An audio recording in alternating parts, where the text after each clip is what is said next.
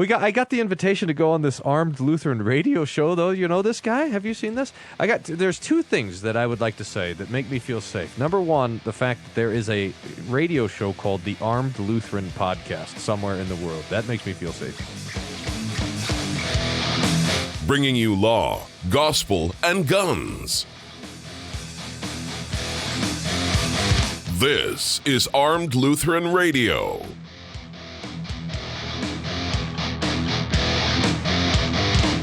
Hey folks, welcome to another episode of Armed Lutheran Radio, a show about guns, hunting, competitive shooting, the natural right of self-defense, and what God's Word says about the issues surrounding gun rights and gun ownership. I'm your host, Lloyd Bailey, the Armed Lutheran. This is episode number, what are we up to, 468, is that right? Are we already that far along? Good Lord. Where has the time gone? We are coming up on Thanksgiving, which is one of the things we'll be talking about today.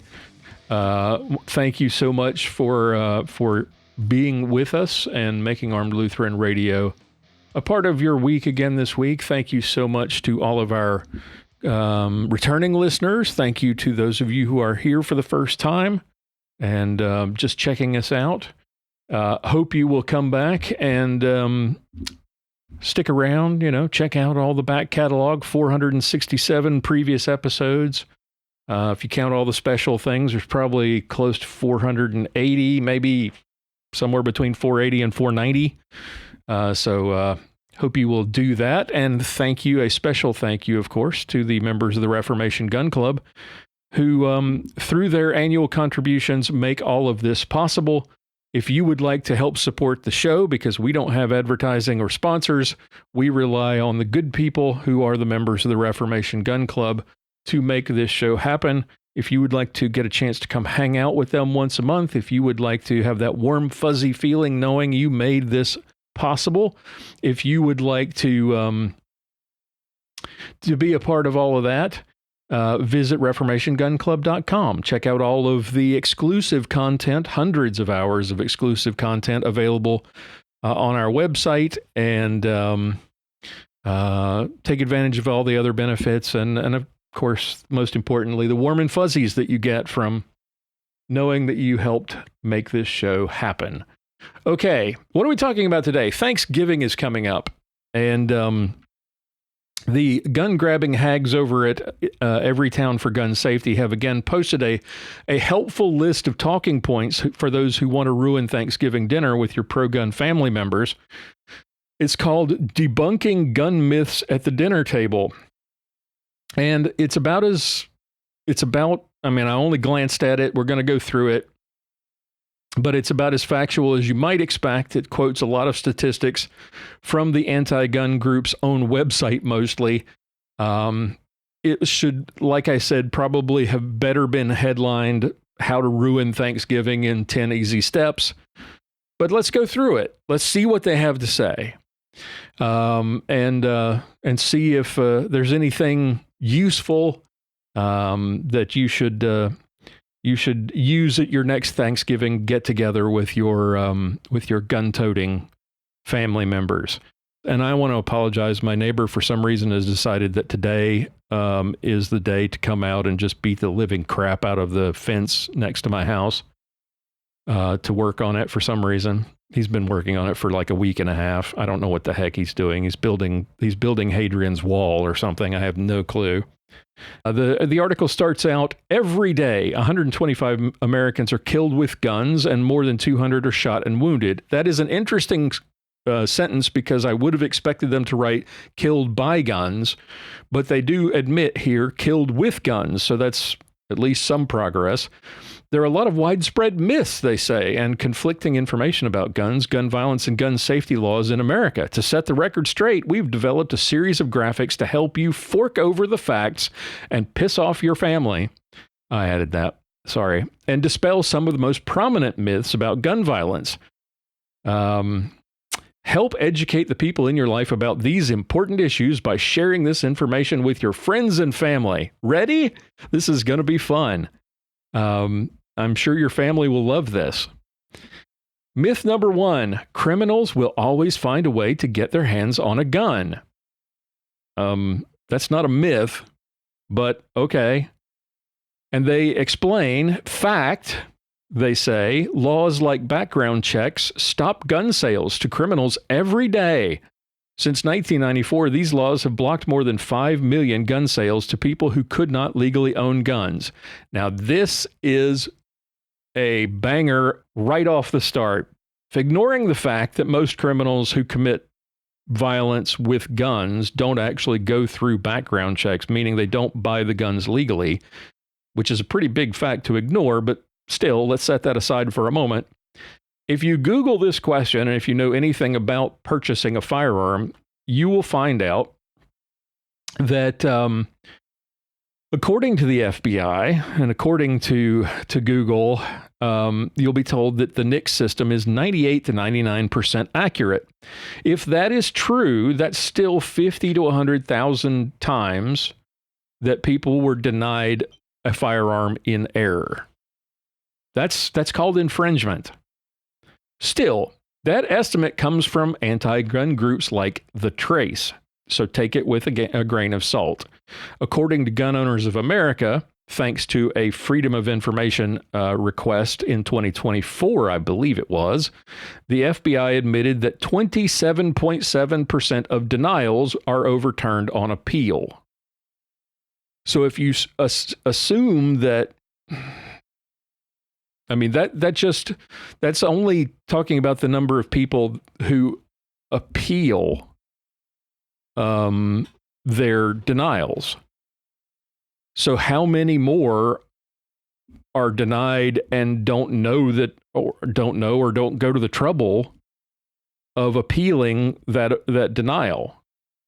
So, I mean, if you assume that maybe 10 or 20% of those denied actually go to the trouble of appealing, but assume also there's probably at least one person for every person who goes to the trouble of appealing, there's another who probably says, it's not worth it. I don't care. I just don't have the patience to go through it. And then there are the denials that are subsequently approved when the background check is resubmitted by the FFL because there was some sort of a delay or a glitch that returned a denial in error. I've had that happen. I've been denied at an FFL, and then they resubmitted it because they said they thought there was an issue with the system, and sure enough, it went through the second time. So some percentage of this 5 million, probably somewhere in the neighborhood of 10 to 20%, are erroneous denials. So that's a lot of people denied in error. Probably 50 or 500,000, probably 600,000 people out of that 5 million were denied in error. That is infringement. That is not preventing people who should not have gotten guns or who cannot legally own guns.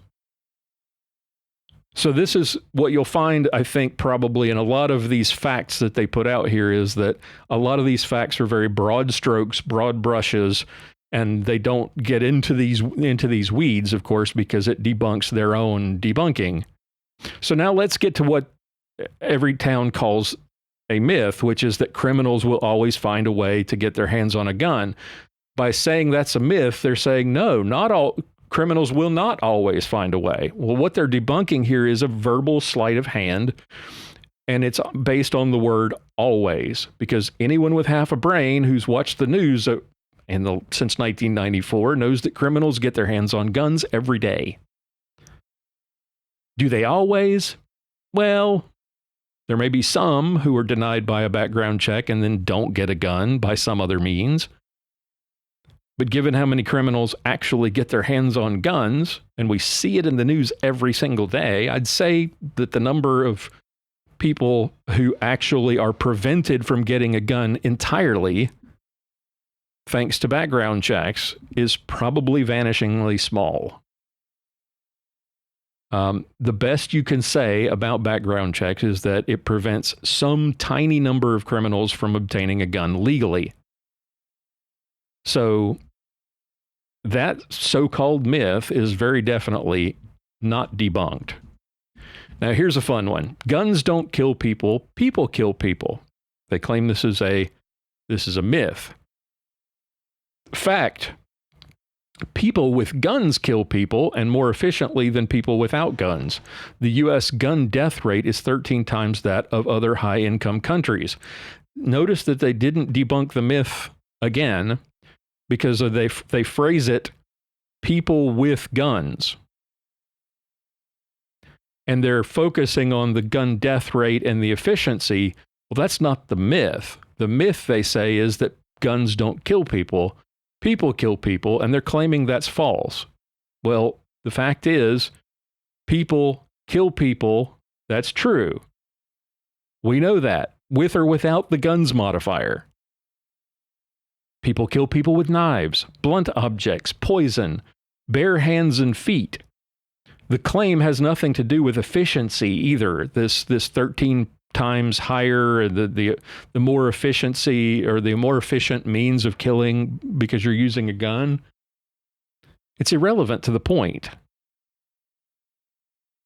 The AR-15, any firearm really, is an efficient method of killing. That's true. And yet, more people are killed with very inefficient means, hands and feet and blunt objects, every single year than are killed with AR-15s. Or with rifles of all kinds, or shotguns. The statement about the rate of gun death at 13 times higher than other high-income countries is irrelevant to the point as well. Our violent crime rate is high, regardless of method, guns or not, and the reason for that has nothing to do with gun laws, but the very high rate of recidivism among criminals. You can't throw a random fact out there that is unrelated to the claim that you're trying to debunk and then act like you've debunked the claim. I'm sorry, that's not the way it works. The fact remains that no gun has ever killed someone without a person making a decision and taking action. The so-called myth, it's a simplification of a broader truth. It's sort of like that old canard that you've heard us complain about on the show in the past, that the only way to stop a bad guy with a gun is a good guy with a gun. And as we've said on the show many times, and I will tell you right now, I hate that because the gun is just a tool, and what is required is a good guy with the willingness to act. The phrase suggests that you can't stop a bad guy without a gun, which is provably false. But I digress. This phrase, though, is very similar. Guns do not kill people, people do. Suggesting that this is somehow false is to suggest that absent human intervention, guns kill people, which suggests that you're a moron if you believe that. How is it the number of murders in this country and the number of gun deaths in this country are not equal? Well, it's simple. People kill people with a variety of tools, not just guns. All right, let's move on to the next one. Myth, supposed myth. Federal law prohibits all domestic abusers from having guns. Fact, federal law does not prohibit current or recent former dating partners subject to a domestic violence restraining order from purchasing or possessing guns, and domestic abusers with access to a gun are 5 times more likely to kill their female victims. What this is getting into is the idea of red flag laws. The idea that the government can take your guns and deny your rights simply because someone else took out a restraining order against you, even if you've not been convicted of a crime or been asked to stand before a court to defend yourself. Now, look, I'm not sitting here saying I'm in favor of domestic violence or the idea that domestic abusers should have guns. But if you haven't been convicted of a crime, then you should not have your rights infringed. And if that's what Everytown is calling for here, that's what it sounds like to me. Someone claims that you're abusive, gets a restraining order, and then you have your rights taken away. That's not how any of this works. It's not how this should work. If someone is too dangerous, and we've talked about this before about red flag laws, if they are too dangerous to have guns, then they shouldn't be allowed out on the streets.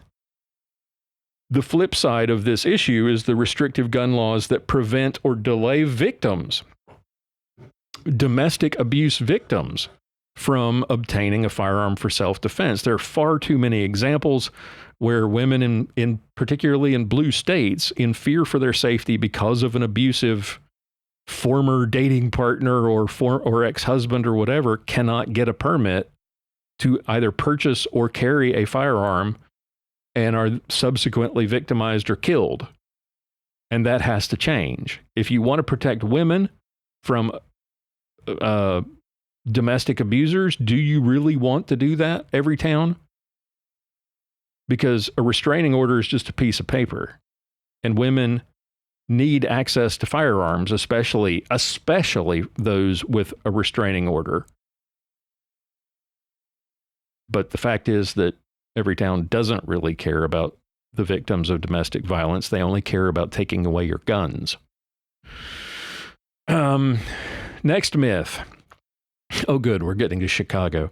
Strong gun laws don't work. Just look at Chicago. Fact. Chicago proves why we must push for strong federal gun laws. Many of the crime guns recovered in Chicago and other cities in states with strong gun violence prevention laws. Many of the crime guns recovered in Chicago and in other cities in states with strong gun violence prevention laws are trafficked from states with weaker gun laws. Now, notice their so-called fact says many of the crime guns, not most, not all, not a majority, many. Many would be even 1%. Many would be 10. But that's still not very many. The actual fact is, and this was a result of an actual study, which Everytown did not cite, the vast majority of crime guns in Illinois, not just in Chicago, come from Illinois, not from other states. I think a third come from Indiana, neighboring Indiana, and in those states with so-called weaker gun laws. Funny, those states don't have the kind of violent crime that Chicago does. Why is that? Why isn't Indiana a hotbed for gun violence? It's not, because the problem isn't guns. This claim recognizes that gun laws don't work because trafficking firearms from other states is already illegal. I mean, it's a federal crime. Who knew? Who knew that you can't buy a gun in one state and if you're a citizen of another state? We knew. We in the 2A community know that, but Everytown doesn't know that, or they do and they don't want you to know that. The fact is that we have laws against trafficking guns from other states. Illinois already has very strict gun laws. Chicago's gun laws are the strictest in the nation, or if they're not, they're really close.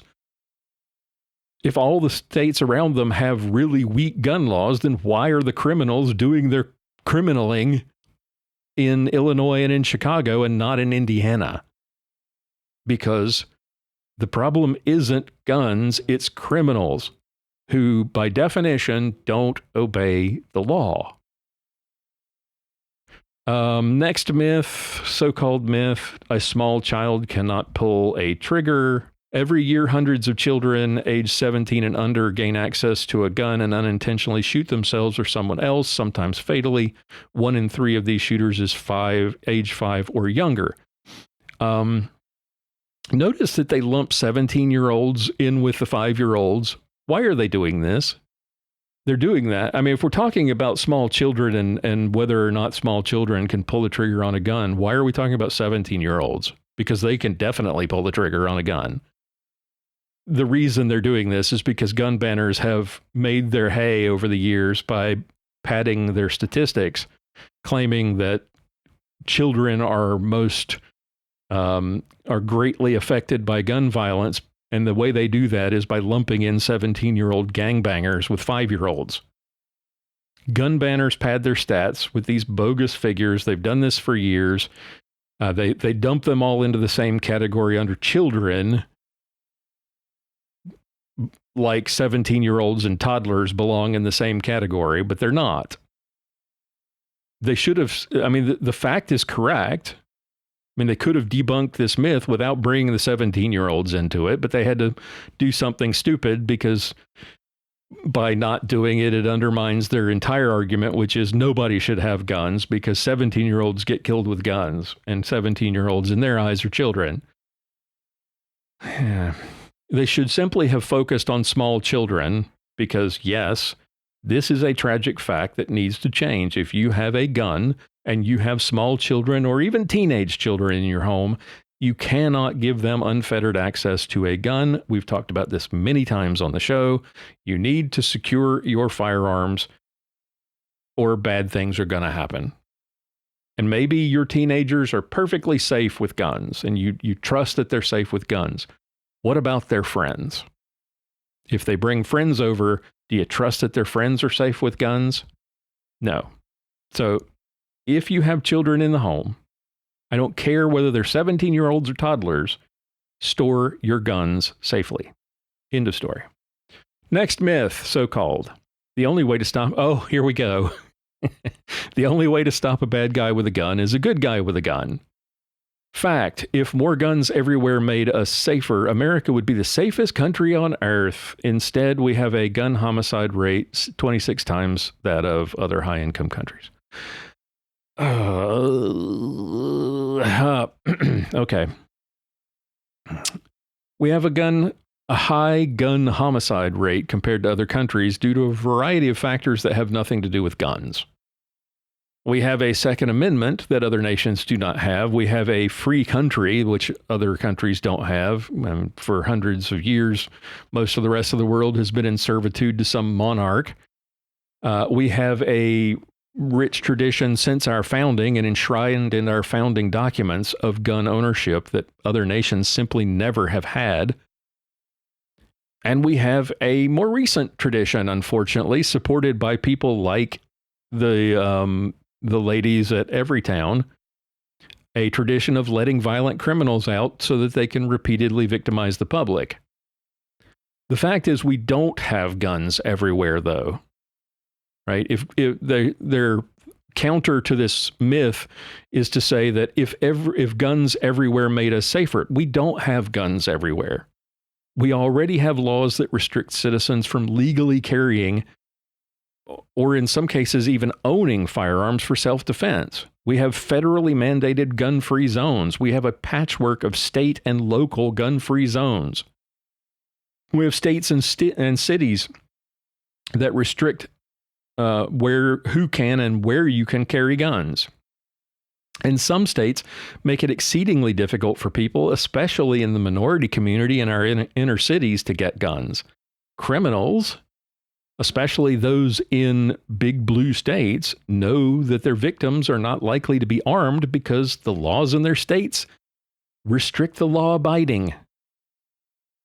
Put every violent criminal in prison, keep them there, and let every law-abiding citizen own a gun and carry them everywhere, and then tell me what happens. I suspect we'll see a very different outcome. The real problem with this claim has nothing to do with the number of guns.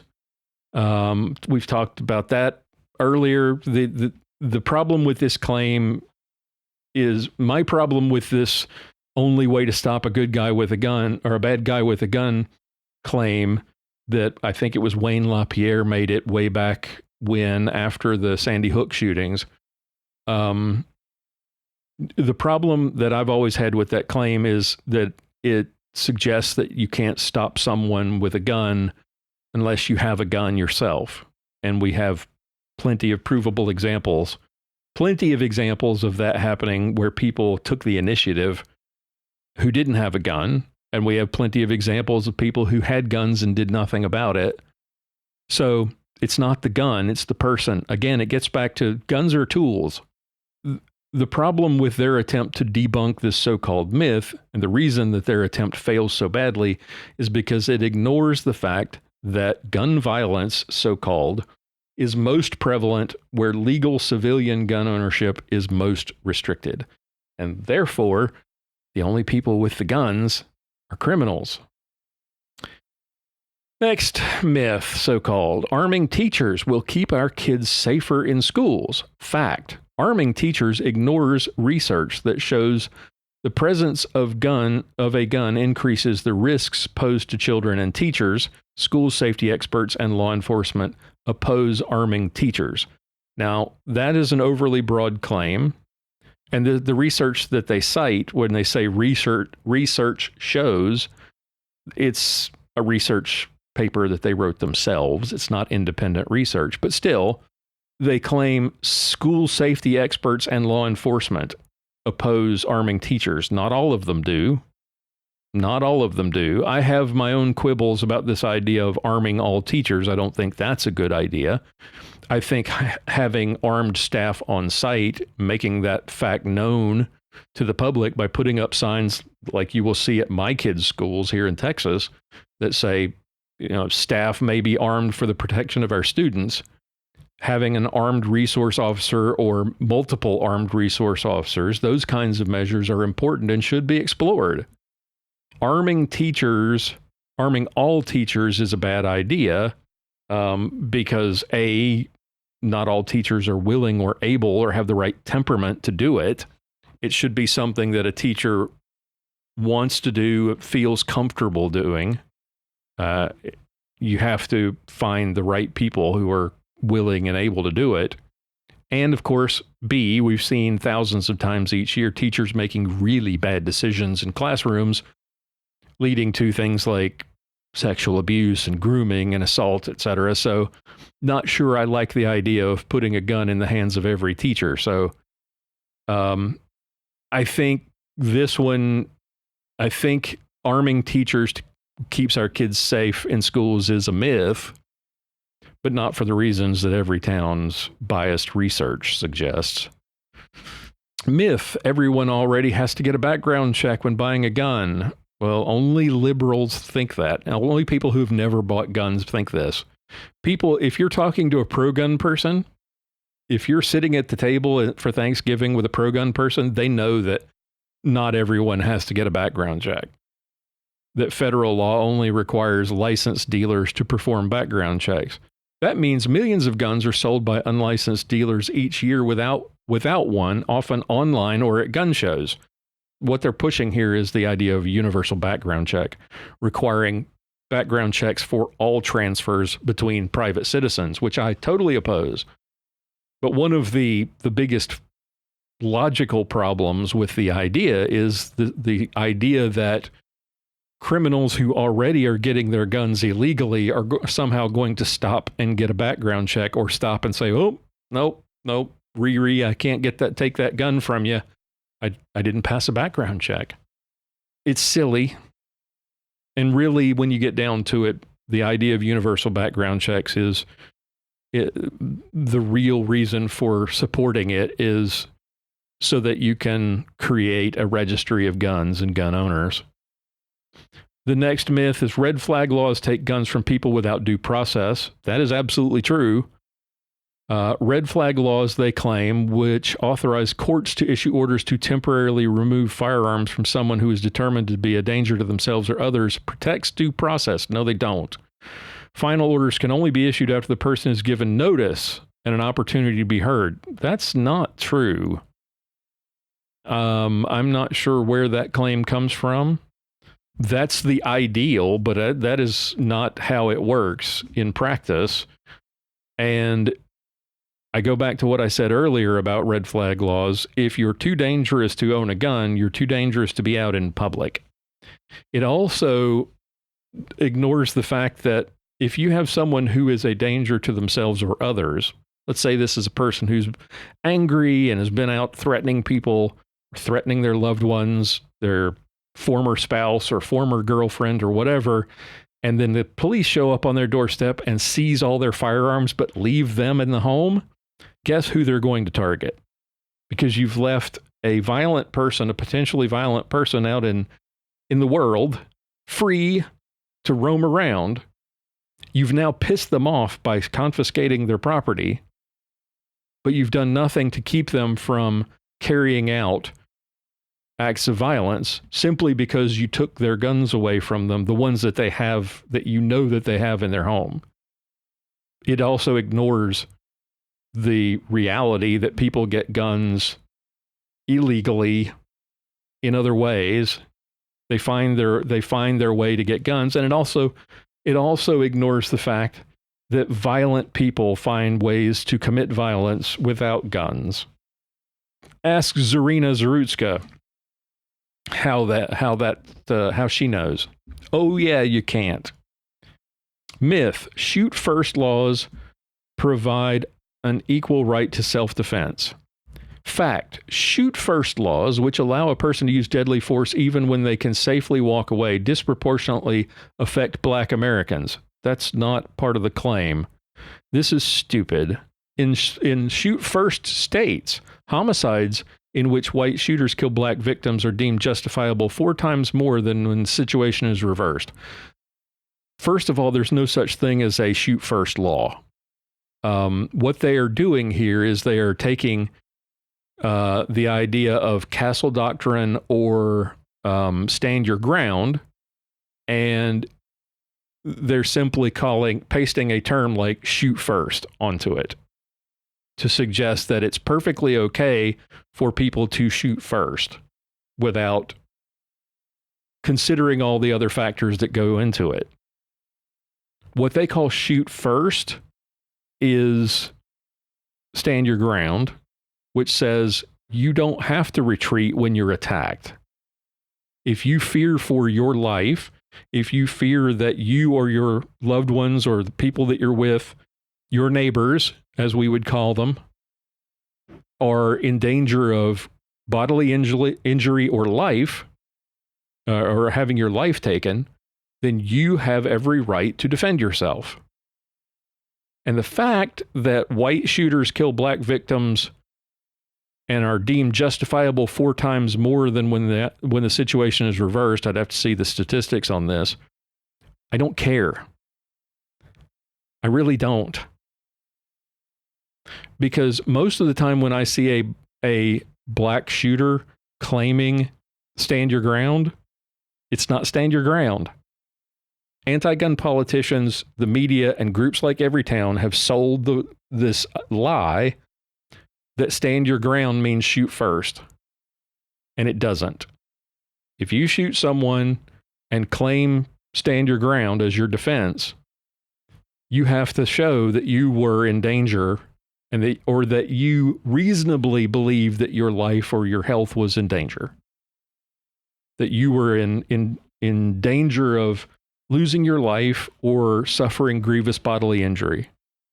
And if you can't prove that, that's the reasonable man standard, that if any reasonable person would feel threatened, then you are justified in using force to defend yourself. But if you simply claim, if some guy comes up to you and calls you a bad name and you shoot them and then you say, hey, stand your ground, it doesn't work that way. And most of the time when I see Black people trying to use stand your ground, it's in defense of a criminal act, which stand your ground is not applicable if you are committing a crime. If you were in the process of committing a crime, stand your ground doesn't apply at all. What they're trying to claim is that stand your ground does not provide equal right to self-defense. That's false. And they're trying to claim that or prove that by suggesting somehow that there's a disparity between, or because there's some disproportionate impact on Black Americans. Don't freaking care. And it doesn't matter. Disproportionate based on a racial trait has nothing to do with it, or any other trait for that matter. Did the people in each of those cases argue stand your ground correctly? Or did they call it a shoot first law like these morons at Everytown? If they called it a shoot first law, if they thought it was a shoot first law, like these idiots at Everytown, then yeah, they're going to prison. And that brings us to the next so-called myth. Gun violence affects Black and white people in the U.S. equally. I have never heard this. I have never in my life heard this purported to be a fact. It's not. And I've never heard anyone suggest that it is. So I don't know why they're trying to debunk a myth that no one is perpetuating, except to try to suggest, I think, that gun rights are somehow racist. Black people in the U.S. are disproportionately impacted by various forms of gun violence. They experience more than 12 times the gun homicides, nearly 3 times the fatal shootings by police of white Americans. Why is that? Let me ask you. No one is suggesting that gun violence affects white people and black people equally. It doesn't. And there's a good reason. In fact, you will often hear pro-gun people suggest whenever you start talking about violent crime, pointing out the fact that blacks killing blacks is more likely than blacks killing whites, because that's an absolute fact. There's a reason that various forms of violence, gun violence and otherwise, affect the black community at greater rates than it does white communities. And there's a reason that shootings by police of black Americans is higher than shootings of white Americans. I'm assuming that's the case. I haven't looked up the number. I believe that's probably the case. There's a simple reason for that. Most of the violent crime in the country is committed by black Americans. And that has nothing to do with, it's not that they're black, therefore they commit crime. It's not to suggest that that's what black people do simply because they're black. It is an absolute fact that violent crime happens most often in black communities. And therefore, police have more interactions with black criminals than they do with white criminals. So you have more crime in the black community. You have, therefore, more interactions with police.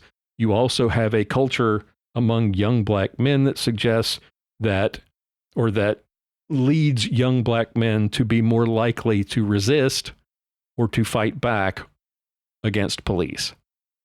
Therefore, you get more shootings. It's not as simple as more guns means more black people dead. It's a cultural issue. It's an economic issue. It is a moral issue that is, unfortunately, ravaging a lot of inner city black communities.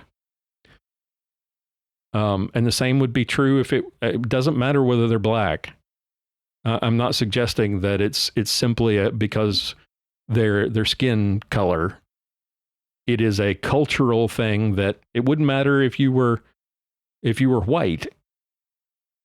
I mean, if you go back to the 20s, for example, and you look at some of the very poor inner city immigrant communities among Italians, the Irish, even Jewish gangs in places like New York, there was a cultural issue and an economic issue and a moral issue that was the core of the problem with violence in those communities. It had nothing to do with their race or their religion or their skin color. It had everything ultimately to do with morality.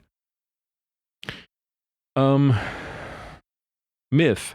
Active shooter drills make students and staff safer in the case of an active shooter. There is no evidence to show student participation in active shooter drills prevents school shootings or limits the number of deaths during an active shooter incident. I would disagree with that wholeheartedly, but some data show that these drills may actually cause trauma and anxiety, because Lord knows trauma and anxiety is so much worse than actually being shot. The best way to protect schools the best way to protect schools from school shootings are gun safety laws and proven school-based interventions. Since a lot of the shootings take place at schools are people who are not actually in the schools for these school-based interventions to do something about. Yeah, I don't see that. Also, I do see, and we have seen plenty of evidence from even the most horrible of school shootings, in the last 10 years where the drills, the active shooter drills, helped save lives because students knew where to go, knew how to exit the building, knew how to lock their window, their room and bar the door, and where to go. Take the case of the Uvalde incident here in Texas a few years back, or however many years it's been, where students locked all the doors and the school shooter was basically had locked himself into one room. So the carnage in Uvalde was, as terrible as it was limited to one room. It could have been much worse if he had been able to sort of wander around the halls and go from room to room. He wasn't able to do that because there was a lockdown in place. And that was because of active shooter drills. So the suggestion that preparing for active shooter drills is simply, it's like saying that having fire drills doesn't make your school safer in the case of a fire, or that tornado drills don't make you safer at school in case of a tornado. The bottom line is that they don't want to mitigate the damage done in school shootings. They just want to take guns, is all it gets down to. If they were really invested or interested in protecting kids, they would be supportive of active shooter drills, in addition to whatever else they want to do in terms of banning guns. But no, they also don't want your schools to teach your kids about active shooters and what to do in case one happens, because they really don't care about that. They really only care about your guns. Like cigarette ads, it's illegal to market guns to children. Fact, gun makers target children with their ads and social media posts at a time when guns are the leading cause of death for children and teens. Who cares? Kids can't buy guns, right? A teenager can go into the corner market and buy cigarettes if they look old enough. Trust me, I know. When I was in elementary school, there were kids that I played football against in elementary school and in middle school and junior high that looked like they were in their 30s. I mean, this was back before they were carding everyone for buying alcohol or cigarettes. And this guy could certainly have gone in, walked out with a 6-pack and a pack of Lucky Strikes, but kids can't buy guns. A teenager can't walk into a gun store and buy a gun without an ID, without passing a background check, without filling out a Form 4473. And if they're under 16, they don't even have an ID. This is just stupid. And the examples that they give on the website are these ads where they're pointing out how much fun it is for parents and their kids to go out shooting together. What they don't want is for parents to share their love of shooting sports with their kids. That's what this is all about. Myth: gun makers don't sell weapons of war to civilians. That is actually true, but here's their claim. Many gun makers sell AR-15s and other assault weapons that are nearly identical to the firearms used by soldiers in battle to the general public. These firearms have been used in the country's deadliest mass shootings. No. You can't get away with that little sleight of hand. Notice they say nearly identical, which is kind of like saying you can buy a Hummer H3 that's nearly identical to the one used by soldiers in Iraq. It's not the same thing. I'm sorry.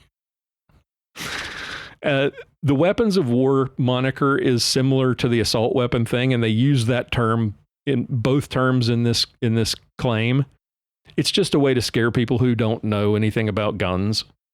They don't define what an assault weapon is. I mean, let's face it, a black powder musket is a weapon of war. The brown bess that my dad has in his closet in his office is a weapon of war. But the AR-15 or the semi-automatic AK that I might or might not have in my safe is not a weapon of war. Could it be used in a war? Sure. There are lots of there are lots of guns that can be used in a war. Ask the Viet Cong. So when you get right down to it, every gun can be a weapon of war. So using these broad terms and not actually defining what you mean is just a sleight of hand way of scaring people, because a real weapon of war would not be an AR-15, it would be an M16 or an M4 or a SCAR. Those are actual weapons of war. HK-416. Those are guns that are actually used by militaries. Gun makers do make guns that are nearly identical to the firearms used by soldiers, and that's because they look cool, not because they function exactly the same way. Okay, last one. The myth is storing a gun in my car is as a means to protect myself and my family won't hurt anyone. Fact, on average, at least one gun is stolen from a car every 9 minutes in the United States, increasing the chances it could be used in a violent crime or an unintentional shooting by a child or teen. This actually is a valid point, and we've discussed this many times on the show. Storing your guns in your car and leaving them unattended is stupid, especially leaving them in your car overnight. And I don't care whether you live in a rural community or if you live in a big city, it doesn't matter. It's a dumb idea. You're just asking for, and especially if you have like pro-gun stickers and things on your vehicle. Even here in rural North Texas, it's growing. I live in one of the fastest growing areas of the country, but even say 6, 8, 10 years ago, before this place started growing the way it is, it was not uncommon, especially once school got out, for teenagers from south of here, from less nice places, shall we say, to come wander out into the rural areas of North Texas, find a community to roam around in the middle of the night and raid people and looking for cars that are left unlocked. And it was not uncommon every single year for at least one person in my community to have their car burglarized because, one, they left it outside and they didn't lock it and they lost a gun. And then they would argue that what they did wasn't stupid, despite the fact that it was incredibly stupid. Do not use your car as a gun safe. So one out of, I don't know how many did we do here? Let's count them up. 18. Holy cow, that was a lot more than I thought. Okay, so out of 18, they got one right. In conclusion, this article is pretty much standard fare for gun grabbers. It's filled with lies. It's filled with half-truths. It's filled with questionable language that sort of skirts around the truth about what's going on and uses terminology that is kind of confusing or is not detailed enough. It's backed up by research done by the anti-gun group itself, which is a problem. My advice to all of you this Thanksgiving, first of all, I hope you have a very safe and wonderful Thanksgiving. But my advice, based on all of this, for this Thanksgiving or for any other event where you and your loved ones are gathering around the table for a meal, leave politics out of it. Just don't even bring it up, especially if you have family members with whom you disagree on hot button issues.